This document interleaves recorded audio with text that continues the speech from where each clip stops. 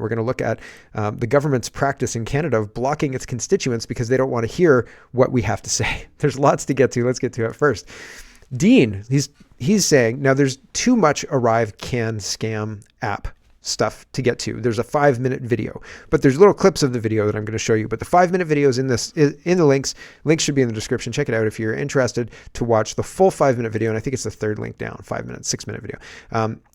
Stephanie Kuzi's sharing that, but there are surgical parts that are more important than others. So the too long didn't read of the Arrive scam scandal report that came out yesterday it's a bigger scandal than we thought, and they didn't do anything right.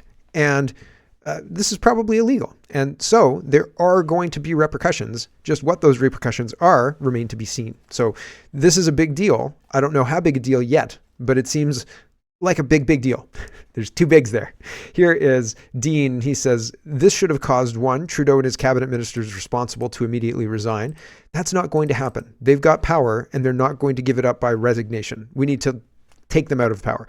2, and his cabinet ministers responsible to be immediately charged with fraud by the RCMP. Fingers crossed.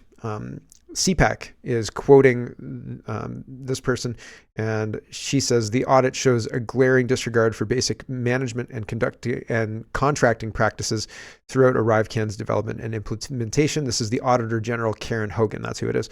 And she's telling the House Committee. This is a minute long. And again, this is just a minute clip from a longer video. And this is obviously the 5-minute, 6-minute video is from a longer testimony that happened about this report. And again, big bombshell, big deal. Here we go.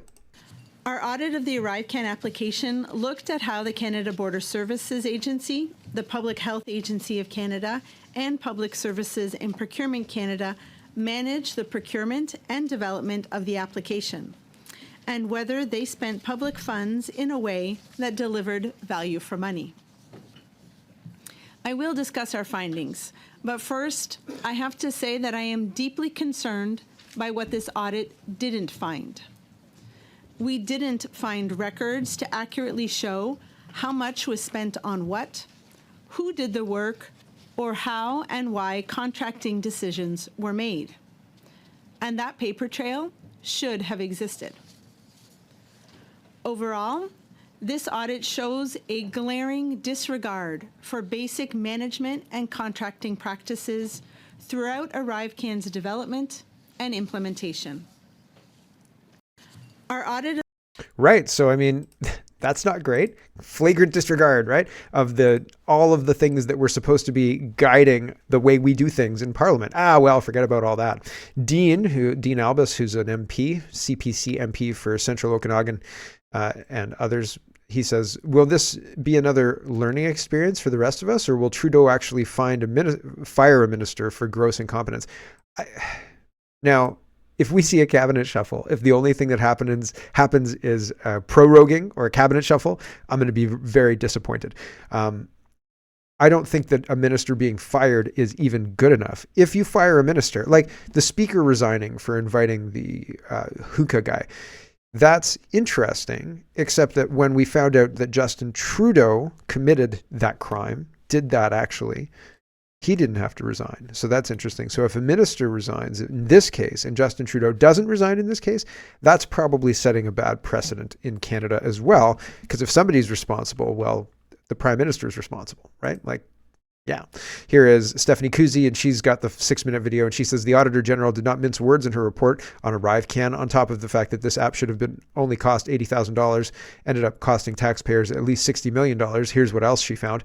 Glaring disregard for basic management and contracting practices, disappointing failures and omissions everywhere we looked, accountability void, conflict of interest, bias around procurement decisions. Arrive scam was not worth the cost or the corruption. So that's similar to what's going on across the board in Canada.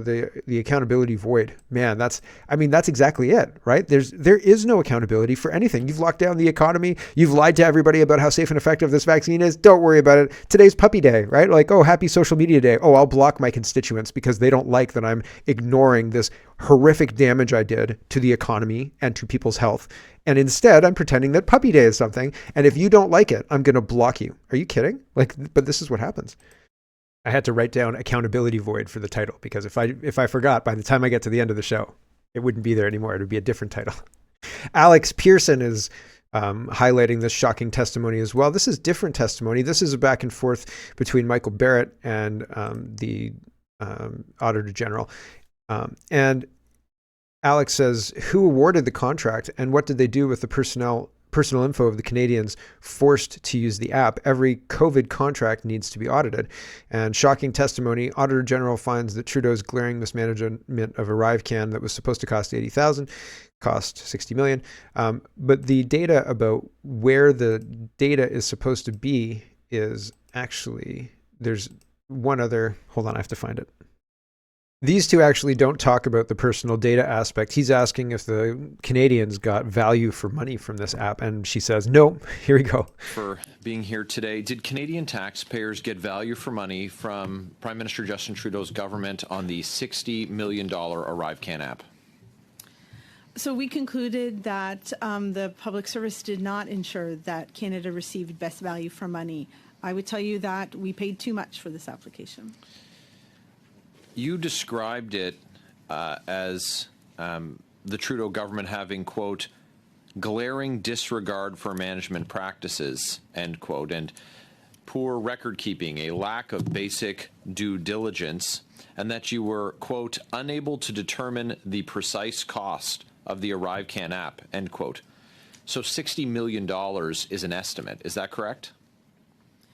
Yes, we estimated that it cost around $59.5 million. There could be amounts there that should not be linked to ArriveCan, but there also could be amounts that are linked to ArriveCan that were not flagged in the books and linked to that project. So it's reasonable to say that it could be more than $60 million. It's reasonable to say that we've put together the best estimate, but it took a lot of effort. We had to go through many journal entries all the way back down to task authorizations to see whether or not items were linked to ArriveCan. Professional judgment was needed, yes. Right, and just to quote... and then he just backs up like, you don't think that we got value for money. To answer the question about who had the data, here is Wiretap Media, and he says the ArriveCan app wasn't just a $60 million blunder by the Trudeau government. It was a data security breach by the World Economic Forum. On November 14th, 2023, Min Doan claimed that the reason for his decision to go with staff augmentation instead of outsourcing the ArriveCan app to a third party was to keep sensitive Canadian data on government cloud servers and prevent a possible information security breach. However, GC Strategies billing indicated Toronto-based tech firm KPMG partnered with the World Economic Forum was hired to manage cloud data and security. It's not uncommon for the government to subcontract work and store data with private companies, but considering the Digital ID app is in line with the WEF's Agenda 2030 initiatives, this arrangement poses a serious security threat for Canadians. Yeah, big time. So this is going back to November. This isn't current. This is what they were saying before about the storage of this stuff. And flashing on the screen is the contract with the subcontracting company, and the WEF posts their access to this data. So it can't be both. It looks like it's the WEF and the subcontracting that's got the data. So that's very interesting, right? Here we go.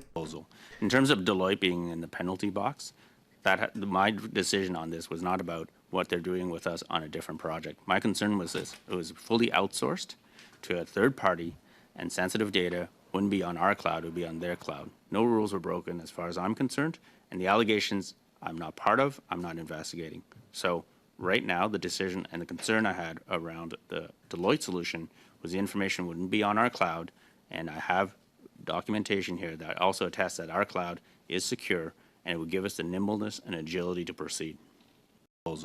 Right. So lots of things to untangle here. Where's the data now? Well, with the WEF-ish. Michael Barrett says, damning report from the Auditor General's ArriveCan corruption, $60 million for Trudeau's failed app to line the pockets of insiders. When are we going to get the money back? So this is a back and forth in the House of Commons after the testimony to kind of talk about all this. We've already heard a lot of this. We don't have to, I'm not going to play this one again. Larry Brock is weighing in as well. He says, Auditor General reveals Trudeau paid $20 million to GC Strategies on ArriveCan. This two-person IT company did no actual IT work on the app. This is double what was previously reported. Where did the money go? Indeed, where did the money go? I have no idea. Jenny says important MPs who held the portfolios at the time ArriveCan was running: Marco Mendicino, Bill Blair, Anita Anand until 2021, Helena Jazik until 2022. Declue and LeBlanc were shuffled in less than a year ago. So that's very, very interesting. All of these people touched the ArriveCan stuff, and they all wanted to keep it secret. The NDP has shut down meetings, has moved to protect the Liberals by shutting down meetings and investigations and shutting down witnesses. Wouldn't an NDP that's working for the Canadian people want to hear about all of this, want to hold the government accountable? Instead, they're helping the government. I mean, they are the government. They're de facto government. Pretty incredible stuff. Pierre Poilievre is responding to this. Trudeau's ArriveCan scandal, 0 results, $60 million. Not worth the cost, not worth the corruption. And then everybody's got a petition to sign, right? That's a way to collect your emails, everyone. Just make sure we're aware. You're not signing a petition hasn't done anything, and I don't think it's actually done anything in Canadian history, really. Tokyo Rose says Elon Musk fired 80% of Twitter when he took it over, and it runs the same or better than before. I have no doubt that Poilievre could do the same thing with the federal government. So here is Poilievre talking about the waste, the ArriveCan app, and he talks about how with a bloated government employment, why don't we have the talent in-house? Why do we have to outsource it? Great question. Here we go.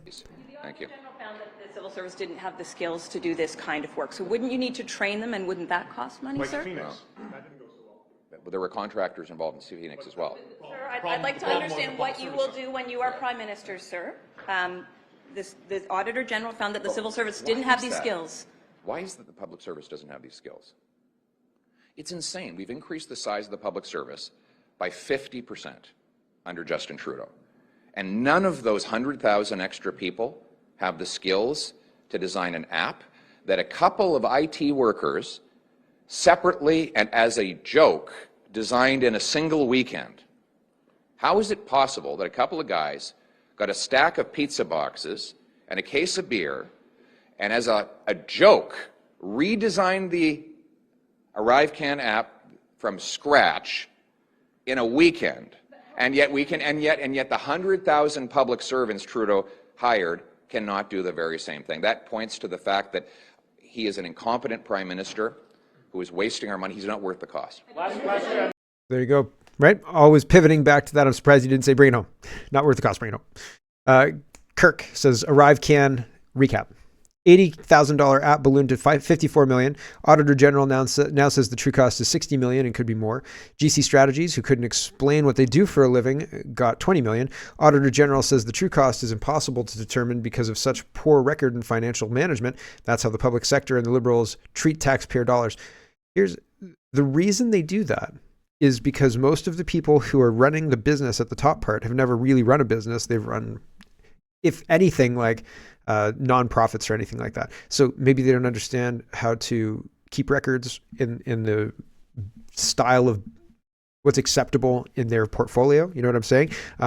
Because it's different to run, like if you're running a construction, if you're building a house versus building like a skyscraper or something like that, or if you're building an app versus a website, there's different things to focus on depending on what your outcomes want to be, and different KPIs, which are key performance indicators, different things you want to measure, right? Like if you're trying to build residential versus commercial, or if you're trying to build a big skyscraper versus house, there's different things that things that you want to keep a record of, probably, right? And so like if you put somebody who's never had any experience into a situation where they're running the creation of an app, well, how much does an app cost? Do you know, right? Is $60 million reasonable? Well, sure, I guess, right? Unless you know what you're talking about, right? It's the same thing with like, how much is a fleet car, right? Like if you're renting a fleet car, is $96,000 for a single fleet car acceptable? Maybe. I mean, until you know that it is absolutely not, right? Like, so it's interesting because these people, GC Strategies, were taking advantage of that information gap in order to steal our money. But you could just say, well, just cost that much. We got taken advantage of by the subcontractors who are also us. Over 1,700 emails deleted by a bureaucrat in regards to the ArriveCan in an obvious cover-up attempt. So that's interesting. There are allegations of bribes and winings and dinings around the contracts. Destruction of evidence and such blatant misuse of taxpayer dollars isn't considered criminal by the Liberals. Liberal, NDP, and Bloc have tried to prevent an investigation into the ArriveCan. Oh, and we still don't know what's happening with the data from the app, where it's stored, and how it's stored, and who has access to it. This wasn't even talked about. Well, I think the WEF has access to it, but I think that's just piecing public information together. That's not, official from the Governor General or anything like that. Andy Lee says, so here, CPAC ran this 19 hours ago, and they're saying we had to move quickly. We had to do what we can. How much is it to design this app in a weekend? $60 million. You got it. Here you go. I have full confidence in the agency's ability to take all of the appropriate corrective measures to ensure that public funds are obviously used with the utmost diligence. Already, several measures have been adopted by the CBSA in advance of the Auditor General's report, and all of her recommendations will, of course, be fully implemented. La présidence de l'Agence des services frontaliers. We'll just leave it there. So they're trying to say we had to move quick, et cetera, et cetera. And Andy Lee says, except you were working on ArriveCan pre-pandemic, the CBSA contracts are dated August 2019. Sheetal JT and his team at Tribal Scale rebuilt the application over one weekend for free. You had a 5-month head start before COVID-19 hit in December. So that's interesting, right? And she's got the receipts to prove it. So that excuse doesn't hold water. Andy Lee is again talking about ArriveCan scam. And she says, and she's responding to herself, question, who's performing the updates on ArriveCan? Yeah, that's a good question. And now, after it was deemed to have been accessed by contractors who did not have the security clearance, which exposes our border security agency to an increased risk of security breaches. And she says, here, finally, is the answer to the burning question on everyone's mind. Who left 758,000 reviews on the ArriveCan apps? It looks like they bought a bot farm to do it, to promote this catastrophe. How much did it cost taxpayers? Well, that's a great question. I'm sure it was included in the 60 million, or is that tangential? Is that extra? Goodness gracious, right? National Post says Jesse Klein is reporting the ArriveCan app is a case study in liberal contempt for tax dollars. A government that struggles to deliver basic services thought it could build a killer app. The results were predictable. I think it's more like communists thought they could build this app, and they hired other people who skimmed off the top, but everybody skimmed off the top and nobody built the app. They figured somebody somewhere would surely build this app. And, after $60 million were spent, they got one, but it was buggy and kind of crap and violated our privacy and basic rights and the basic agreement between government and the governed. And so this whole thing blew up. And so it's not that, yes, this government struggles to deliver basic services. Yes, because they have absolutely no idea what it means to actually deliver a product that people want to use, right? They're bolstered by money coming in. People have to give them in the form of taxes, and it's not their money, so who cares if they waste it, right? And so, yes, they struggle with that. But I think that the killer app was not because they struggle with basic services, but because they're very corrupt, and there's a lot of levels of corruption all the way down. In trying to give all their friends access to this unending source of money, they shot themselves in the foot, right? Here's Jagmeet Singh huffing and puffing. He could drop this government yesterday, right? He could say, this is intolerable. We won't put up with this. We're ending our support, and we're having a confidence vote right now, and drop the government. He could have done that yesterday. He didn't do it. Instead, he did this. The ArriveCan debacle is another example in a long list of examples of this Liberal government's mismanagement and being out of touch with where Canadians are at. The Auditor General found pretty clearly that they wasted almost $60 million on an app that doesn't work and no one uses at a time when Canadians are really squeezed and trying to figure out how do they pay their rent or mortgage and put food on the table and pay their bills in this period of a crisis of affordability. It is another example of how out of touch the Liberal government really is, how out of touch Justin Trudeau and the Liberals are. One thing I just wanted to highlight the whole time Jagmeet was talking, I was only thinking about how much this guy looks like a Don King, Don King's not the right word. Yes, Don King, because the hair is ridiculous, but he looks like, he's going to fix up Jagmeet's cuts in the between rounds, right? Like he looks like the corner man. That's what I'm talking about. If this was wrestling and Jagmeet was Macho Man, he'd like pull the mic back and be like, "Really, Macho Man?" Say it again. So it's just interesting. He was there for the other NDP announcement as well. So he seems to be like, go out and say this. I don't even know who he is. Is he an MP? I've never seen him before. Maybe it's the hair and the soul patch and the stash that are throwing me off. Maybe I'd recognize him if he took off his glasses and shaved. Maybe I'd be like, oh, that's blah. But I don't recognize him at all. Don King, Asian Don King. The Post Millennial is reporting this is kind of moving on, but not really moving on. Well, hold on a second. I think I want to go into the invasion. Hold on a second. Hold on. We can't go into the invasion yet. We have to do the grab bag of governance. Then we'll go into the invasion. Then we'll do the southern border and money for Ukraine via the U.S. Senate vote. All of that, because all of that is crazy stuff. And we have to talk about the invasion, and that has to do with the UK as well. But it's a big story. It's a huge story. It's as big as the ArriveCan stuff, and it's movement. It's almost thawing. Like if bringing up the invasion that is currently happening in the West was difficult, like getting through a very, very frozen ice field with a big ice wall is difficult. This kind of stuff that's happening right now in the UK, the reports that I'm seeing, it's like thawing that ice wall. And the conversations that need to be had are going to happen because this whole thing has reached a critical breaking point, and people are fed up and they're not worried about being called names anymore. They're saying, yeah, call me all the names you want.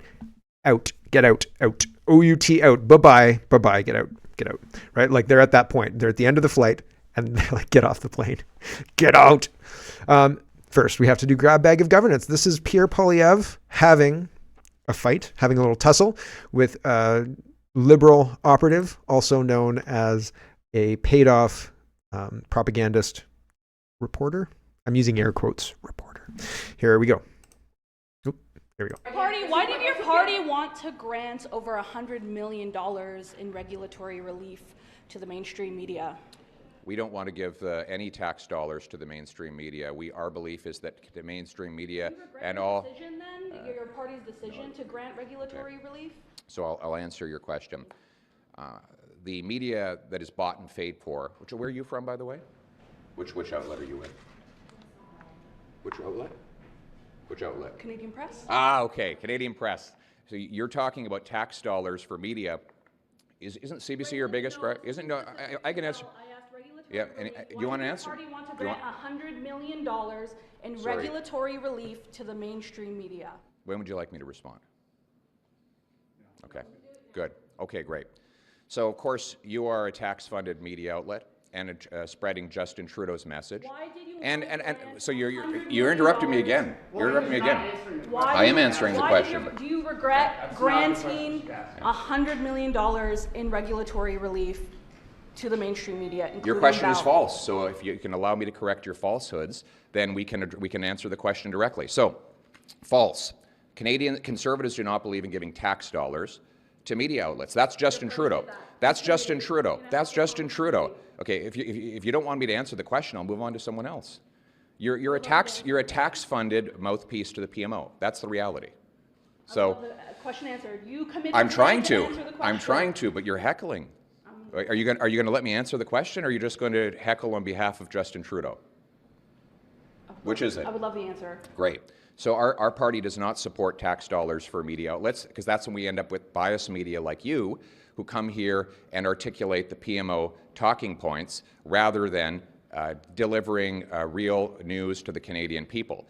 Justin Trudeau gave Bell Media and other media tax dollars supposedly to protect media jobs. And then what happened? They all got laid off. So that the supposed justification for giving Bell all this money was that it was going to save media jobs. Well, they all got fired. So I guess that wasn't the real reason for giving tax dollars to the media. The real reason was for him to buy support from the media, which is what it actually did. So we believe that media should be driven by readership, viewership, and listenership, and that's what allows it to represent the Canadian people rather than taking marching orders from the PMO. So it'll be super interesting if the censorship's removed, right? If we're prioritizing listenership and all of that stuff, man, I think I might have a shot. Naya says, in just 5 years, and honestly, I like hearing what Poilievre is saying here. It's combative in a way that I hadn't heard him be combative before. He's not worried about, like, that's a little bit of taking the gloves off. So take that for what it's worth. I mean, I like to give credit where credit's due. If he runs away from a question, sometimes somebody will ask him a question and he'll say, oh, you're from the media, and then pivot to the media line. This one, he was asked a question, and the media was kind of like, she was not very well prepared for this whole thing. And the back and forth stayed on topic, and it seemed like he had a better showing than the media person. The media person didn't embarrass him, he embarrassed her. And like, that's good. Like, I would be happy if Mr. Poilievre was able to restore Canada, but I don't think anybody in any Western country at this point in time can get in unless they're approved by the WEF group or are willing to play ball. And so I feel like even though he says these things that I like, there's still a serious danger with him. But there's a serious danger with anybody. Like the next Prime Minister of the next Prime Minister of England is going to be as bad as the current Prime Minister of England. The next president, is he going to be as bad as Biden? I mean, that we'll see. I mean, that's one of the reasons why people are saying there's not even going to be a 24 election, because if it's Trump, then Trump's going to fight this, right? And so is Poilievre fighting this at the level Trump is? They're kind of trying to treat him like that, but I still think there's a shadow in that background. That Conservative Party of Canada, I don't trust him. And Pierre Poilievre, like I said, he may be genuine. Even if he's 100% genuine, it would be it would be a Herculean task to take that Conservative Party, that dairy cartel loving party, right? Remember Andrew Scheer drinking that 2-liter milk on the stage, right? His first speech. I mean, that's a message and a half, right? So it would be a Herculean task to take that party and reform it to be a Canada First party. So, and a genuine, honest Canada First party, right? So we'll see. I'd love him to do it. And if he does it, then I'll tell you I was wrong. And if he doesn't, I'll say I knew it the whole time. There's a question. Hello, everyone. Thanks very much for watching. This is just a short version of a longer show. If you'd like to get the whole show, you can go over to CanadaPoly.com and sign up for a subscription. Just look in the drop-down tab for Shop and Donate and look for subscriptions, and you'll get immediate access to the full show. Love to see you. Thanks for watching, everybody. Have a wonderful, wonderful